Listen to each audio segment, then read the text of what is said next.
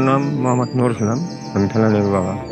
সুন্দর করে সাজিয়ে বিয়ের আয়োজন করে পড়িয়া সব রেডি করে নিয়ে আসতেছিলাম। বিএসএফ ওমেন ঘোষ আমার মেয়েটাকে পাখির মতন গুলি করে সিজন মায়েরা কাটাতারে ঝুলিয়ে দিয়েছে। আমার ফেলানিকে এই যে এইখানে ঝুলে রাখছে, ওই কাটাতারে মাথায় ঝুলে রাখছিল, কিন্তু আমি এখনো বিচার পাইনি। বিচার পাবো কি? আমাদের দেশের সরকার উল্টে তাদের পক্ষে কথা বলছিল। যেহেতু আমাদের বাংলাদেশের সরকার ছিল আওয়ামী লীগ, শেখ হাসিনা, তাদের ভারতের পক্ষ হইয়া কথা বলছে। আমরা ওরকম সরকার চাই না। আমরা চাই এরকম সরকার যে আমাদের পক্ষ হইয়া কথা বলে, যে কোনো বিচার চাওয়ার সাহস করতে পারে। আসেন, সামনে নির্বাচন, ভোট দিয়ে আমাদের ক্ষমতা বুঝে নিন। এই নির্বাচনে কে জিতবে? আমাদের বাংলাদেশ জিতবে, যেটা আমাদের দেশের চাবি আমাদের হাতে।